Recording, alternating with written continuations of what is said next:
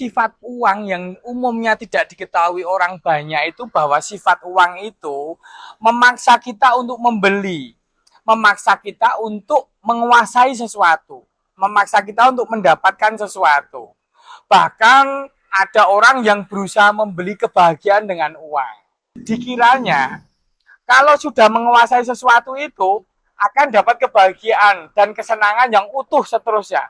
Tidak, paling orang hanya akan senang sebulan 2 bulan, habis itu akan melupakan apa yang dia belinya tersebut.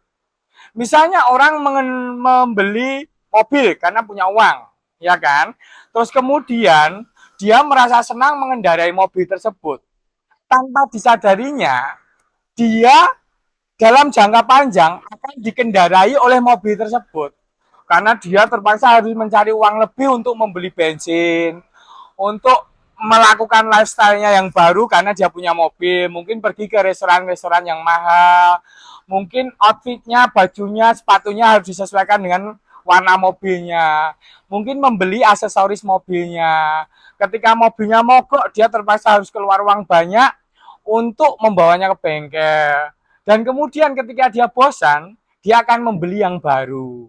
Ya, jadi ketika orang sudah mengendarai mobil tanpa disadari dalam jangka panjang dia akan dikendarai oleh mobilnya tersebut. Bahkan orang harus kredit melipat masa depannya untuk membeli ini dan membeli itu yang kemudian tidak disukainya dan dilupakannya kemudian. Jadi satu kiat untuk supaya tidak takluk begitu saja pada kekuasaan uang itu ya dengan menaklukkan uang itu. Jadi kalau pegang uang ya jangan gatel, taruh di dompet. Jadi penjarakan uang tersebut, taruh di kandang. Ketika udah ditaruh di kandang itu dipiara. Ketika udah dipiara, nah, selanjutnya akan menjadi piaraan kita. Jadi kita nggak membiarkan dia lolos dulu sebelum dibutuhkan.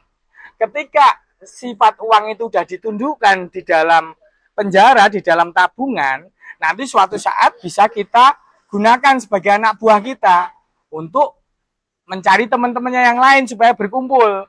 Jadi menggunakan uang sebagai pasukan kita untuk mendapatkan uang lagi. Dengan begitu makin lama kita bisa makin mengendalikan kekuasaan uang. Walaupun tetap sampai tua nanti kita tetap mencari uang.